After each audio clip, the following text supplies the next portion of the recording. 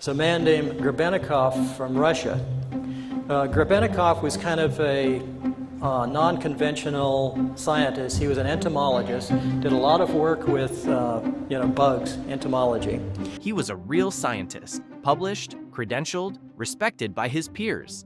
And then he claimed he discovered something inside the wings of a beetle, a hidden force that could cancel gravity itself. He said he built a machine from it, a silent, engineless platform that lifted him off the ground and carried him across the Russian countryside faster than anything with a motor. He flew it, he wrote, with just his shadow moving across the fields below. He found a certain bug that didn't fly, it levitated.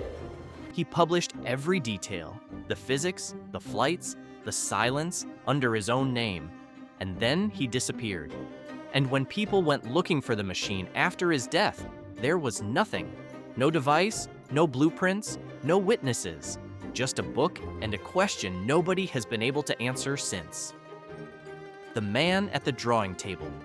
Picture him in the early 1950s, bent over a wooden desk, a fine brush in his hand, drawing the veins of a bee's wing with the patience of a monk illuminating scripture.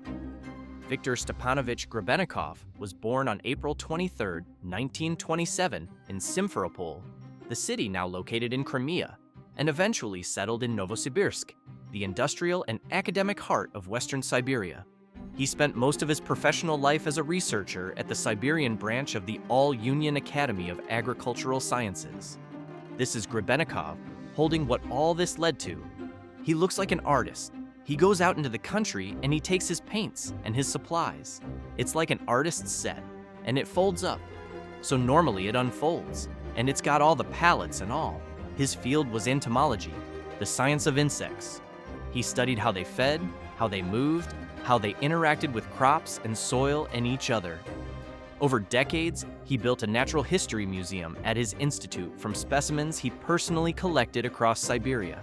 He illustrated his own research papers with drawings so precise they looked like engineering blueprints. He was not a fringe figure. He was not a garage inventor.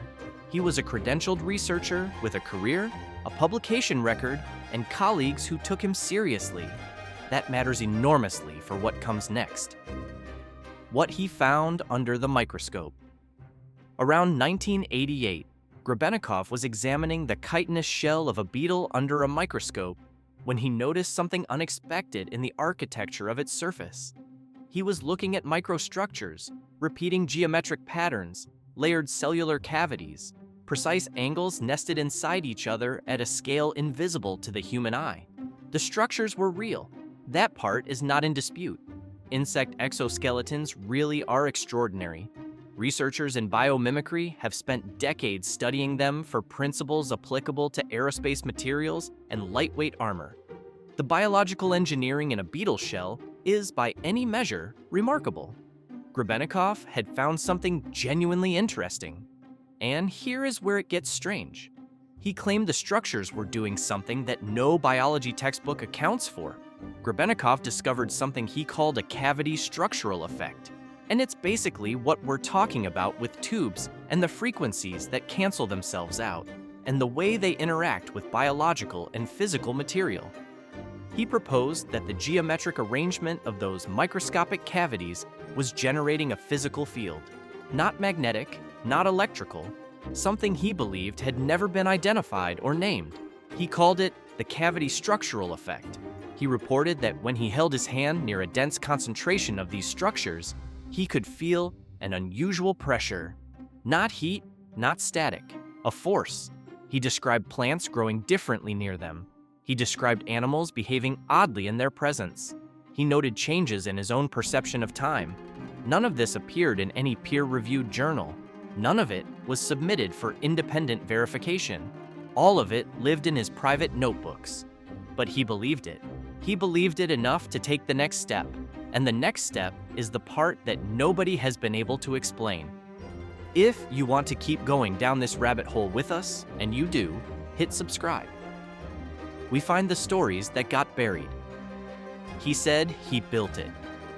In his 1997 self-published book, My World, Viktor Grebennikov described what he had made. He wrote that by stacking and arranging the chitinous wing cases of certain beetles, large numbers of them, positioned in precise configurations that maximize the cavity structural effect. He had created something that pushed back against gravity itself. He described building a portable, foldable platform, something he could stand on. He wrote that when the structure was correctly assembled, it rose silently. No engine, no fuel, no moving parts, just the geometry of insect wings layered in a pattern he had spent years working out. And then he described flying it. He wrote in the first person, in the past tense, the way a man describes something that happened to him on a Tuesday. In his book, he described rising above the grass and accelerating away from the city into the open countryside. Fields, forests, and roads passed below him. He wrote that he was flying at roughly 1.5 meters of altitude and increasing speed. The silence, he said, was complete. The air around him was motionless, and looking down, he could see the shadow of his invisible device moving across the grass below. Just his shadow, alone, moving fast across the field. Think about that for a moment. Just his shadow alone, moving fast across the field. He described the platform as capable of reaching extreme speeds, stopping instantly, changing direction with no inertial resistance. He described becoming invisible to observers on the ground at certain altitudes, not because he was hidden, but because the device he believed bent light or distorted perception in its vicinity. He described the platform as difficult to photograph because of what he called time distortion, a localized warping of time near the device that he believed caused photographs to come out blurry or fail to expose correctly. He included photographs in his book. They are blurry. He flew, he wrote, across the fields and forests of the Novosibirsk region. He described the look of Siberia from above, the quality of the light, the feel of cold air, the silence that wrapped around him at altitude. He wrote about it the way someone writes about something they have genuinely felt in their body. You want it to be true. That is the honest response to reading it. But here is where the story turns, and the turn is what the title is really about. What vanished? Grebennikov died on April 28, 2001 in Novosibirsk. He was 74 years old.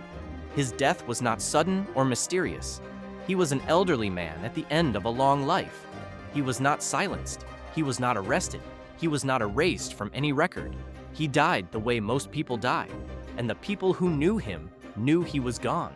But when researchers and enthusiasts went looking for what he had described, the platform, the schematics, the laboratory records, the evidence of the thing he claimed had changed his life, they found nothing. No prototype, not in his estate, not in the institute, not in any archive. No engineering drawings detailed enough to reconstruct anything. No colleague who had witnessed a flight. No witness from the Novosibirsk region who stepped forward to say they had watched a man rise silently from the ground on a platform made of beetle wings. The photographs in his book could not be verified. The flights he described matched no flight record, no radar trace, no account from anyone on the ground. This is the disappearance the title is pointing to. And it is stranger in some ways than if the man himself had vanished. Because Viktor Grebennikov was present. He was there, he wrote about it, he published it, he put his name on it, and then he died. And the only evidence that any of it ever existed disappeared with him. Not him, the proof. That is what vanished, and no one has ever explained why. The physics problem. Nobody likes to talk about here is what mainstream science says about levitation. Stated plainly, there are known ways to make objects rise against gravity. Aerodynamic lift moves air over a wing's surface to create a pressure differential. Buoyancy makes a volume less dense than the surrounding medium. Electromagnetic levitation suspends conductive objects in controlled magnetic fields. Acoustic levitation holds small objects using focused sound pressure. Every one of these mechanisms is fully understood. Everyone has been independently reproduced. Everyone is currently in commercial use somewhere on the planet. What Grebennikov described is none of these. He proposed that the geometric arrangement of biological material, chitinous insect wing cases, could produce a field that directly counteracted gravitational attraction through a mechanism that has no recognized physical basis. For that to be true, the entire current model of gravity would need to be wrong in a very specific way.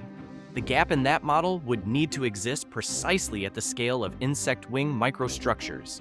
And every gravitational measurement ever conducted, including instruments sensitive enough to detect the gravitational pull of a small mountain, would need to have missed it entirely. That is not impossible. Physics has been revised before, but revision requires evidence, reproducible, independently verified, testable evidence. Grebennikov produced none. And here is the part that sits uncomfortably. He was a trained scientist. He knew that. He knew what evidence meant. And he published his account anyway, in a book with his name on it, without a single controlled experiment to support the core claim. Nobody has ever fully answered the question of why. Why the story spread and what that tells you. Grebennikov's book circulated in near-complete obscurity until the early 2000s, when English translations of excerpts began appearing on forums dedicated to alternative science and fringe physics. The story had everything those communities look for: verified credentials, a dramatic claim, a dead subject who could no longer speak for himself, and a Soviet backdrop that carries its own atmosphere of hidden knowledge. The Soviet Union really did classify research. The Cold War really did produce suppressed programs. Entire branches of Soviet science were hidden from the West for decades. That historical reality exists, and it makes the idea of suppressed anti-gravity research feel more plausible than it would otherwise. That's the trap, and it's a carefully constructed one, even if nobody constructed it on purpose. The documented suppression of military technology by a state with clear strategic reasons to keep it secret is one thing. The claimed suppression of a revolutionary device built by an entomologist at an agricultural research institute, a device the state apparently didn't notice, didn't classify, and left no trace of confiscating, is a different thing entirely. One is historical fact, the other is an explanation for an absence. An absence is not evidence. By the mid-2000s, Grebennikov had become a fixture of alternative physics discussions. By the YouTube era, his story had been rendered into dozens of videos that treated the blurry photographs as significant documentation, narrated his first-person flight descriptions as eyewitness testimony, and quietly transformed his natural death at 74 into the dramatic, unresolved disappearance the algorithm rewards. The story grew because stories always grow when no one with the facts is in the room. What science actually made of it? Let's be precise about this, because precision matters here. Researchers who specifically examined Grebennikov's claims found nothing in them that merited serious scientific investigation. The cavity structural effect has no recognized counterpart in physics, chemistry, or materials science. Insect wing microstructures are actively and seriously studied in biomimicry, materials engineering, and structural biology, and they are genuinely remarkable for their aerodynamic and mechanical properties. But nothing in that literature, across decades of research, suggests any interaction with gravitational force. Not a hint, not a footnote, not an anomaly worth a second look. The biological effects Grebennikov described near the cavity structures, the plants that grew differently, the animals that behaved oddly, the personal sensations of force, are entirely consistent with what psychology calls observer expectancy effects. When a person deeply expects a result and is simultaneously conducting the observation, they tend to find the result. This is not stupidity. It is a universal feature of human perception, so well documented that the entire apparatus of controlled, blinded experiments was designed specifically to filter it out. Grebennikov conducted no blinded experiments, no controlled conditions, no independent replication. The most honest scientific interpretation is that he was a genuinely skilled naturalist who noticed real structural properties in insect exoskeletons, built a theoretical framework around those observations that the evidence could not support, and then followed that framework further than the data could go. This happens in science. It does not require dishonesty. It requires only the very human desire to have found something important. a desire that every researcher who has ever cared about their work has felt. No one has ever reproduced the cavity structural effect under controlled conditions. That's the part nobody talks about. Not in 60-plus years of insect biomechanics research, not once. The question that will not close here is what remains after you strip away the conspiracy framing and the YouTube dramatics. A man who knew how to observe carefully, who had spent his life learning to see things others missed, claimed he found something in the structure of insect wings that nobody before him had noticed, and that it led him to build a machine that flew. He described the flights in specific, sensory, first-person detail. He published those descriptions in a book with his name on it. Then he died, and the machine was never found, and the schematics were never found, and the witnesses never came forward. That is not a hoax. Hoaxes are designed for audiences. He self-published in Russian in 1997 for what appears to have been a very small readership, with no apparent intent to become a viral mystery. Whatever he was doing when he wrote those pages, performing for strangers on the internet, was not it. So what was it? The honest answer is, we do not know. He may have believed every word. Human perception is capable of constructing experiences that feel entirely real and leave no external trace. He may have been writing something closer to visionary speculation. What he imagined might be possible, rendered in the grammar of personal memory. Naturalists of his training and era often move between close observation and interpretive imagination with more fluidity than laboratory science permits. What he did not leave behind is evidence. And without evidence, the claim cannot be resolved. It cannot be confirmed, it cannot be cleanly disproven. It simply sits at the edge of what the scientific method can address. Too detailed to dismiss as careless, too unverified to accept as fact. A real man, an unreal machine. Before the platform, there was the museum. Before the museum, there was the drawing table. Before the drawing table, there was a young man in Siberia who loved insects in the way that certain people love things, completely and without apology for their whole lives.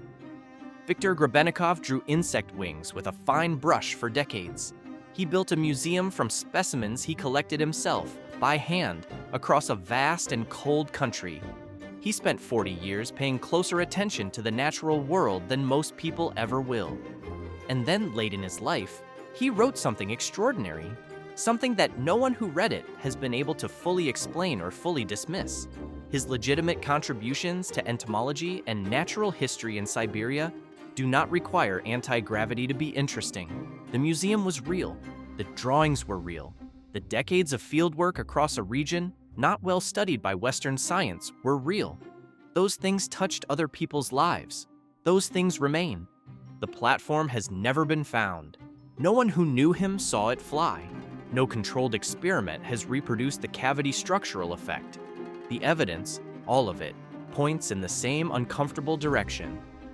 But Viktor Grebennikov looked at a beetle shell under a microscope and felt something push back.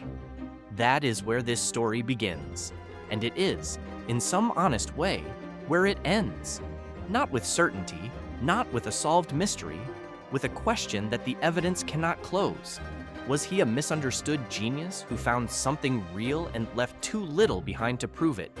Or was he a brilliant observer whose desire to have found something extraordinary finally outran what the evidence could carry? No one has ever recreated his machine. No one has ever explained his flights. No one has ever found the proof. What disappeared was never the man. What disappeared was the answer. And 23 years after his death, it has not come back. If this kind of story is what you came here for, real people, real mysteries, no easy answers, subscribe. There are more where this came from. The pattern. Nobody warns you about. There is a specific kind of story that the internet tells about scientists. It has a structure, a real person, a real career, a genuine body of legitimate work, and then layered on top of it, a single, extraordinary claim that the evidence cannot support. You have seen this pattern before. even if you have not named it. Nikola Tesla's actual contributions to electrical engineering were enormous and documented. He also became a vessel, after his death, for almost every claim about suppressed energy technology that ever needed a famous name attached to it. Royal Raymond Rife genuinely conducted microscopy research in the 1930s. He also became the center of cancer cure narratives that his documented work did not support. The pattern is consistent. Real credentials provide the scaffolding on which extraordinary claims are hung. Grebennikov fits this pattern closely. That is not an accusation. It is a description of why his story spread the way it did, and why it continues to circulate today. The genuine credentials are not incidental to the appeal. They are the engine of it. A story about a random person who claims to have built an anti-gravity platform in their garden shed is easy to dismiss in 30 seconds. A story about a trained researcher at a Soviet scientific institute, a man who spent 40 years learning to see things in the natural world that others missed, who then reported something extraordinary from deep inside that lifetime of expertise. That story is not dismissed in 30 seconds. That story lingers. And here is the thing nobody says out loud: it should linger.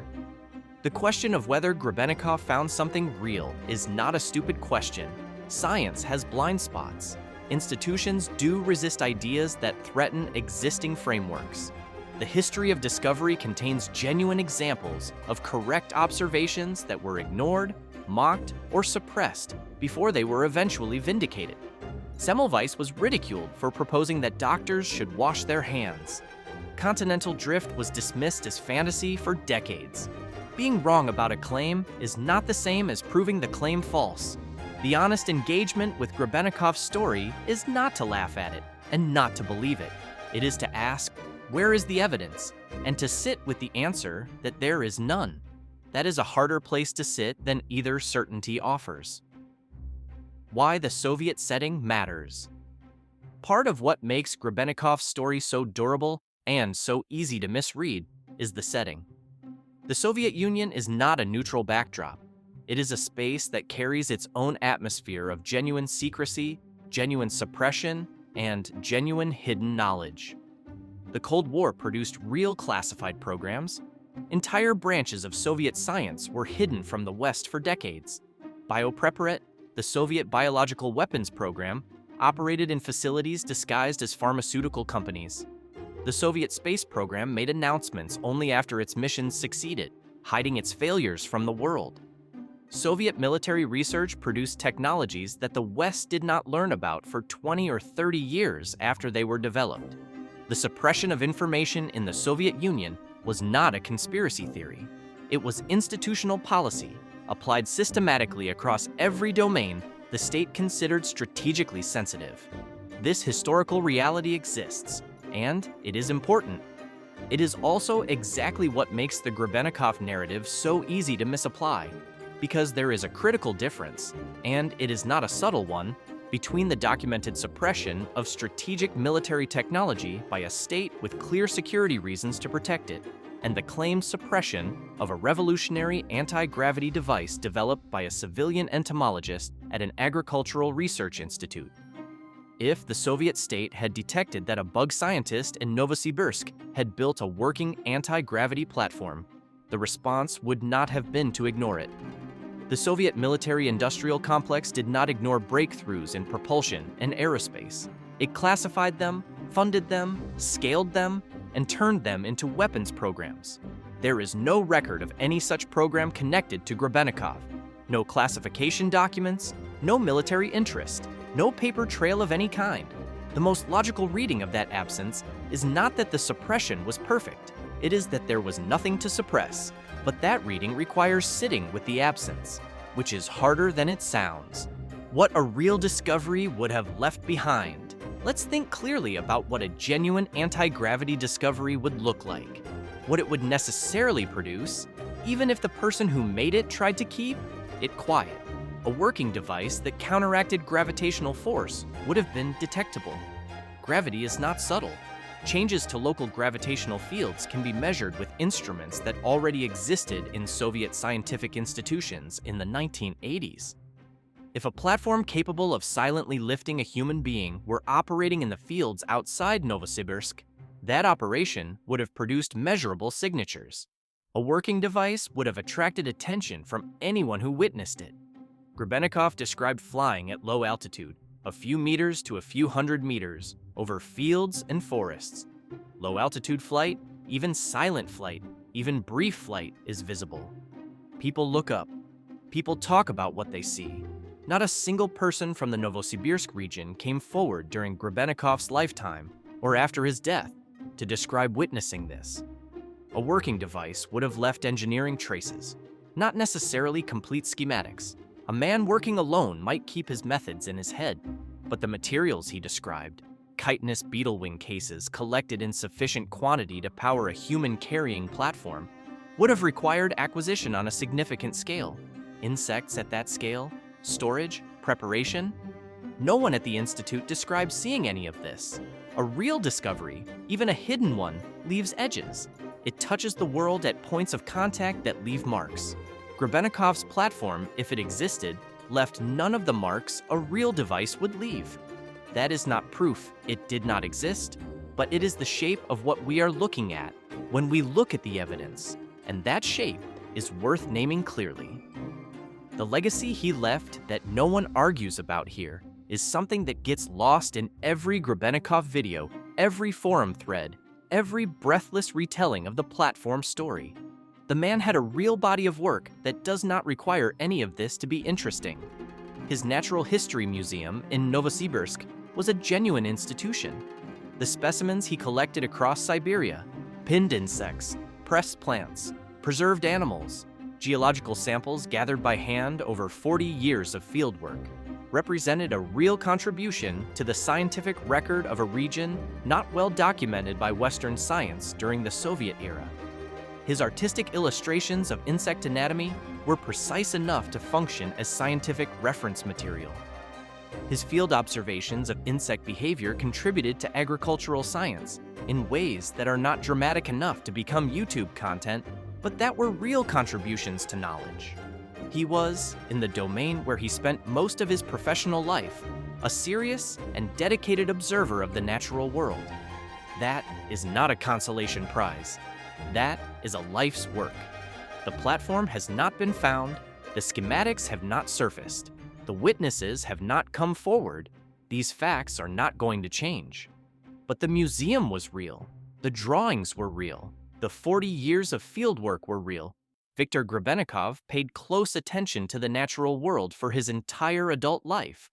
And that attention produced things that touched other people's lives, and that remain in archives, in collections, in the record of science in Siberia, after everything else has been argued about and set aside. What he found in the insect world through patient, legitimate science was genuinely remarkable. What he claimed to have built from that knowledge remains unverified. Both of those things are true at the same time.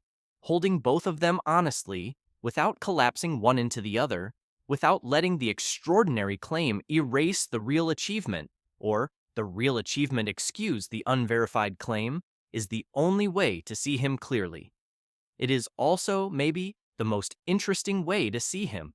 Not as a fraud, not as a suppressed genius, as a man who spent his life looking closely at the world and who, near the end of that life, believed he had seen something that would change everything and could not prove it.